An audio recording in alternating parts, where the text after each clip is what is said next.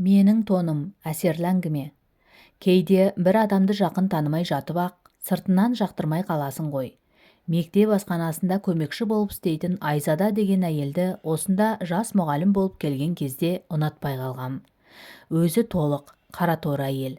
Түріне қарасаң ешқашан күлмейтін сияқты, сүмірейіп жүреді. Оны ұнамсыз еткен қылығы күнде асхана жұмысы аяқталғанда 2 пакет көтеріп әкетеді. Маған ол мемлекет дүниесін қанап жатқан секілді көрінетін. Адамдардың мемлекет дүниесін басып қалсам, пайда көріп қалсам деген әрекеттерін бұрыннан ұнатпайтынмын. Барлық кезде өз білгенімше адал болуға тырыстым. Анау асханадағы Айзада күнде тамақ тасиды да жүреді екен, деп бірде әңгіме қозғалып кетті мұғалімдер бөлмесінде. Я, мен осында келгелі тамақ тасуын қойған емес, дедім оны жақтырмайтын басқалардың барына қуанып. Жуынды таситын шығар. Жоға, жуындыны дене шынықтыру ағай алып кетеді екен ғой күнде. Дәу 2 алабай иті бар екен, директормен келісіп алған. Мәссаған, сонда әлгі әйел таза тамақты тасып жүрме? Солай болғаны ғой. Байғұс, үйінде бала шағасы көп шығар, кім біледі. Әйтеуір мемлекет мүлкінен пайда көріп қалсақ деген адамдар көбейіп кетті ғой бұл күнде. Сон айтам. Сабаққа қоңырау соғылды. Мұғалімдер бөлмесінде Айзаданы әңгіме еткен біраз жас мұғалім сыныбымызға тарап кеттік. Мен де 6-шы сыныптағы сабағыма кірдім. Әдебиеттік оқу сабағы. Бүгін шығарма жаздыруым керек. Әдеттегідей балалармен амандасып, түгендеп болғаннан кейін білімді адамның болашағы жарқын болатыны туралы 1-2 ауыз ақылымды айттым. Қазір білімдінің заманы балалар. Сондықтан оқыңдар. Әйтпесе анау Айзада ұқсап, күнде пакетпен тамақ тасып жүресіңдер. Соңғы сөйлемді ішімнен айттым әрине. Балаларға ешкімді жамандауға болмайды деп үйретіп жүрмін ғой өйткені. Өздерің кімді мейірімді деп ойлайсыңдар. Сол жайында шынайы ойларыңды, сол адамға деген алғыстарыңды айтып, әдемі бір шығарма жазыңдар. Ал қане, кірісіңдер. Балалар тапсырманы орындауға кірісіп кетті. Біреуі қаламын тістелеп ойланып отыр. Біреуі жазуға бар ынтасымен кірісіп кетіпті. Бір бала парталасы не жазып жатыр екен деп мойнын созып қарап жатыр. Ол парталасы көшірме дегендей қабағын шытып бір қарап дәптерін қолымен көлегейлеп алды. Қоңырау соғылуға 5 минут қалғанда балалар дәптерлерін жинап берді.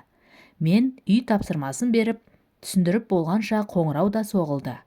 Келесі 1 сағат терезе. Сонша дәптерді үйге көтеріп апармай-ақ, мұғалімдер бөлмесіне апарып тексеріп тастап кетейін деп ойладым. Менің анам ең мейірімді жан деп басталыпты шығарманың көбі.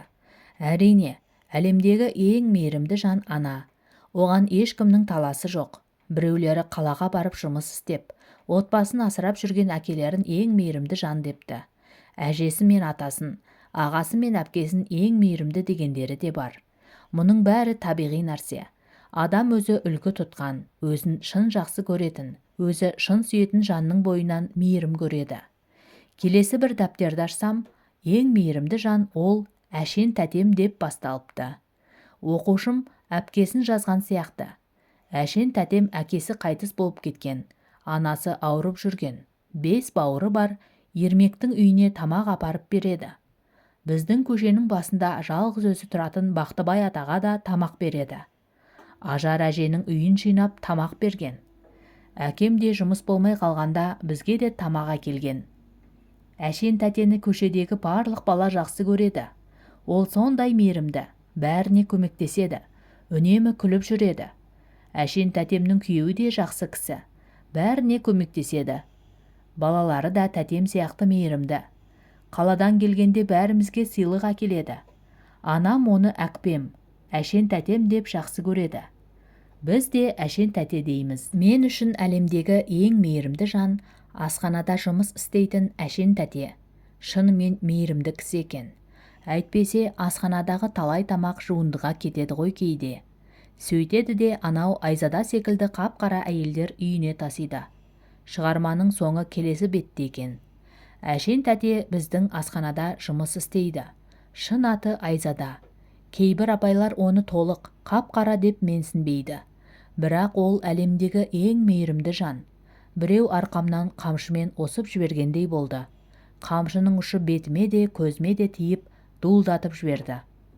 Жоқ, маған ешкім қамшы тұрмақ қол көтерген емес. Таяқ жеп көрмеппін.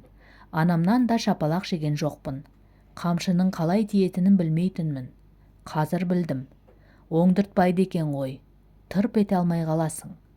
Тамағыма доп-домалақ бір нәрсе келді де, не ары өтпей, не бері шықпай тұрды да қалды. Жан дүнием қопарылып жатты. Мен қабылдаған, дұрыс деген құндылықтың көбі шыңырауға шыңғырып құлап жатты. Асханаға келдім. Айзада балалардан қалған тамақты жинап жүр екен. Кейбір балалардың қасық салмай қалдырып кеткен тамақтарын әйнек құтыға құйып жатты. Бір тістеп тастап кеткен самса, бәліштерінің тістелген жерін жұқалап кесіп тастап, қалғанын пакетке салды. Менің есіктің алдында состиып тұрғанымды байқамады. Айзада, кешір, дүниедегі ең мейірімді жан туралы жаман ойым үшін кешір. Осылай айтам деп келгем, айта алмадым. Айзада, самса мен шай бересің бе? Айзада қылмысының үстінен ұсталғандай ыңғайсызданып қалды. Я, қазір берем. Мына балалар жемей тастап кеткен тамақ құры босқа ысырап болмасын деп, қазір. Қысқа толқынды пешке дайын самсаның бірін сала салып, шай демдеп кетті. Шеткі үстелдің біріне барып жайғастым. Қамшы тиген арқам әлі ауырып тұр. Бір кезде Айзада табаққа салған ыстық самса мен шайымды әкеп берді. Рахмет. Айзаданың жүзіне қарадым. Құдайым-ау, шынымен мына келіншектің жүзінен мейірім төгіліп тұр ғой. Қасы қалың болғандықтан ғана қабағы түксиген сияқты көрінеді екен. Күлкісі де жып-жылы екен. Толықтығы да өзіне жарасып тұр. Әлемдегі ең мейірімді жан екеніне күмәнданудың өзі күнә секілді. Кейде біреудің сыртына қарап пішкен тонымыз не кең, не тар, я болмаса түкке жарамай қалады екен ғой.